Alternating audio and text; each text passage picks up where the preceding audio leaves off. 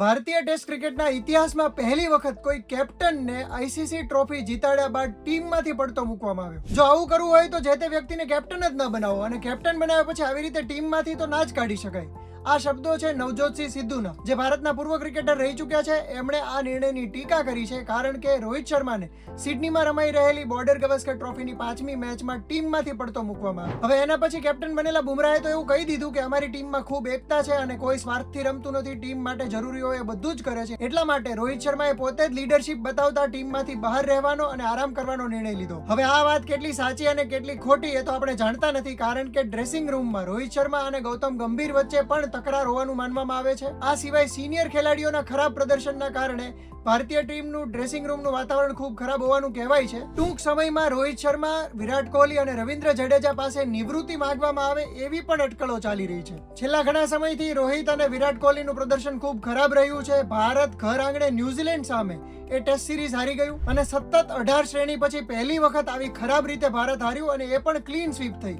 એટલા માટે રોહિત શર્માની કેપ્ટનશિપ અને સાથે સાથે બેટિંગ ઉપર પ્રશ્નો ઉભા થયા. હવે ગાવસ્કર અને રવિ શાસ્ત્રી જેવા સિનિયરોએ તો કહી દીધું છે કે રોહિત શર્માને કદાચ ફેરવેલ ટેસ્ટ પણ નહીં મળે, કારણ કે હવે પછી ભારત ચેમ્પિયન્સ ટ્રોફી રમવાનું છે અને ત્યાર પછી બહુ લાંબા સમયે ટેસ્ટ સિરીઝ રમાશે. એટલા માટે રોહિત શર્મા કદાચ સિડની ટેસ્ટ પછી સીધી નિવૃત્તિ જાહેર કરે એવી શક્યતા છે. તો બીજી તરફ ક્રિકેટ વર્તુળોમાં તો ચેમ્પિયન્સ ટ્રોફીની કેપ્ટનશિપ બાબતે પણ સવાલ ઉભા થયા છે. રોહિત શર્માના સ્થાને હાર્દિક પંડ્યા અથવા શુભમન ગિલ કે પછી રિષભ પંતને કેપ્ટન બનાવાય એ પ્રકારની ચર્ચા ચાલી રહી છે. રોહિત જ નહીં, વિરાટ અને રિષભ પંત જેવા ખેલાડીઓ પર પણ માછલા ધોવાઈ રહ્યા છે, કારણ કે એમના શોટના સિલેક્શનના કારણે ભારતીય ટીમને નુકસાન ભોગવવું પડી રહ્યું છે. વિરાટને ચોથા, પાંચમા કે છઠ્ઠા સ્ટમ્પ પરનો બોલ એટલો બધો આકર્ષિત કરે છે કે કોઈ પણ રીતે મેગ્નેટની જેમ એ બાજુ ખેંચાઈ જાય છે અને વિકેટ આપી દે છે. તો રિષભ પંત પણ સેટ થઈ ગયા પછી એક ઉડધડિયા શોટના કારણે આઉટ થઈને વિકેટ ગુમાવી દે છે. ભારતીય ક્રિકેટ ફેન્સ દેખીતી રીતે જ અત્યારે ગુસ્સામાં છે, અને ચેમ્પિયન્સ ટ્રોફી બાબતે તો કોઈને આશા જ નથી કે આ ટીમ જીતી શકશે.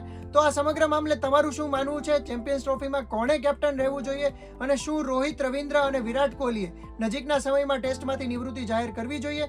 આ બાબતે તમારું શું માનવું છે કોમેન્ટ કરીને જણાવો, અને આ જ પ્રકારના વિડીયોઝ જોવા માટે ગુજરાત સમાચારના ડિજિટલ પ્લેટફોર્મ જોતા રહો.